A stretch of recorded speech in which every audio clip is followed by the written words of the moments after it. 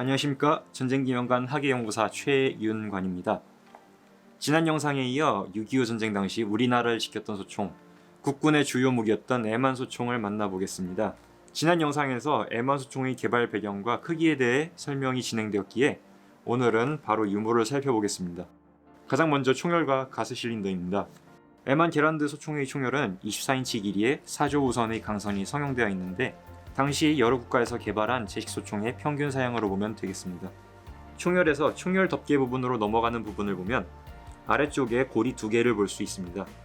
서로 비교해보면 아래가 뚫린 형태인 것과 아닌 것으로 구분할 수 있는데 이 부분은 지금의 소총에서는 볼 수 없는 부분입니다. 아래가 뚫린 고리는 총을 사용하지 않을 때 3정 이상의 총을 서로 맞물려 쓰러지지 않도록 걸어두는 부분입니다. 아래가 뚫려 있지 않은 고리는 멜빵고리로 사용됩니다. 다음은 가스 실린더입니다. 총열 아래를 보면 총열과 비슷한 원통형의 파이프가 하나 더 존재하는데 이 총의 반자동 격발에 필요한 핵심 부분 중 하나인 가스 실린더입니다.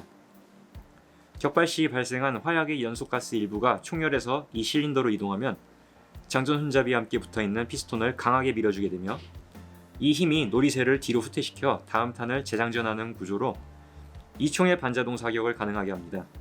단순하면서도 튼튼하기 때문에 현재까지도 자동수총이나 기관총에도 많이 사용되고 있습니다.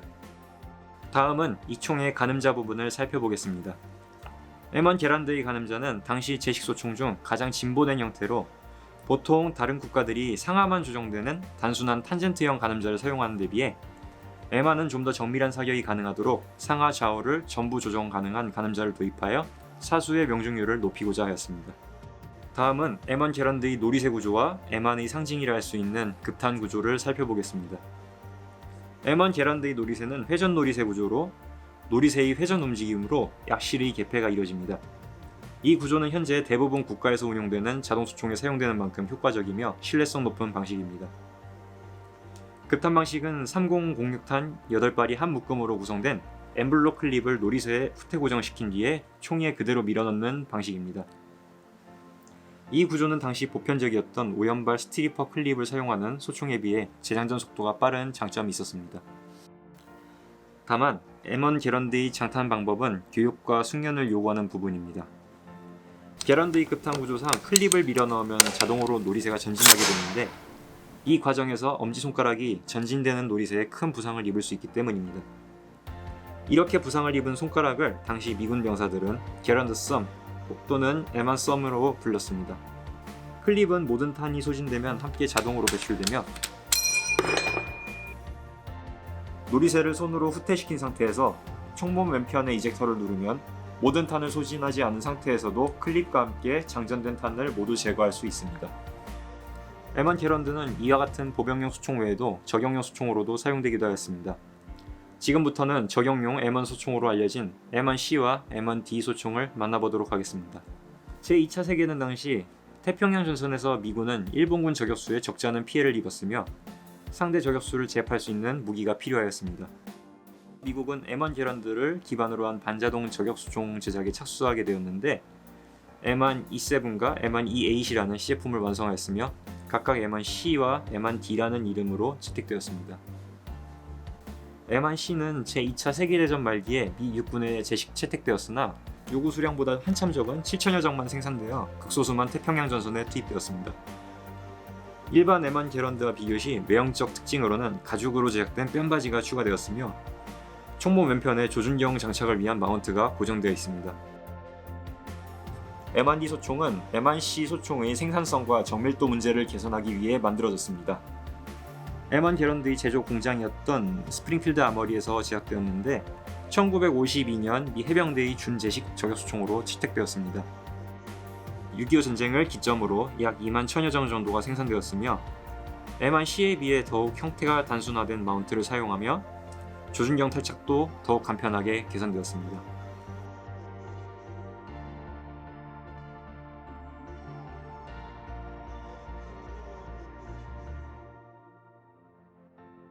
개머리판의 가죽 뺨바지는 M1C와 동일합니다. M1C와 M1D에는 1945년부터 보병용 M1 게란드와 달리 소염기가 장착되기 시작하였습니다. 이는 사수의 위치가 발각되지 않도록 하기 위해서인데 나팔 형태의 M2 소염기가 최초로 사용되었습니다. 이 소염기는 쉬운 탈착이 가능하나 헐거워질 경우 발생하는 진동으로 인해 명중률이 낮아지는 문제가 발생하여 6.25 전쟁 이후 장착 방식이 변경된 T-37 세장형 소염기로 개량되었습니다.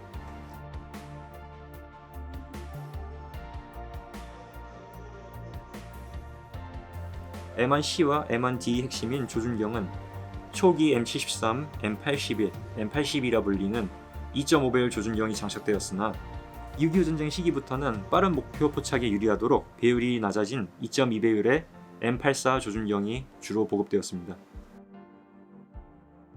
조준경의 저반부는 주변의 빛으로 인한 시야 방해를 차단하기 위해 고무 재질의 아이피스가 추가되었으며 대물렌즈 앞에는 길이 조절이 가능한 후드가 장착되어 있습니다. 이 후드는 렌즈에 반사된 빛으로 인해 사수의 위치가 적에게 노출되는 것을 방지해줍니다. 미군의 처음 목적과는 달리 M1 게란드 기반의 저격수총은 제2차 세계대전에는 거의 사용되지 않았으나 6.25 전쟁이 한창이던 1952년 이후부터 중공군 저격수에 대항하기 위해 M1C와 M1D는 미 해병대의 저격수총으로 급히 전선에 보급되기 시작하였습니다.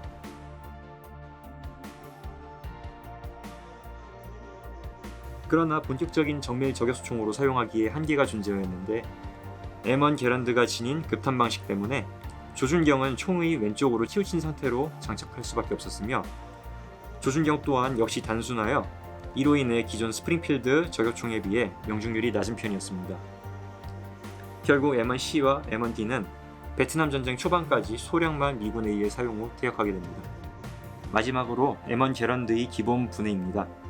당시 기술력의 한계로 현대의 M16, K2와 같은 자동수총에 비해 부품 수도 많은 편이며 과정이 복잡한 편임을 알 수 있습니다.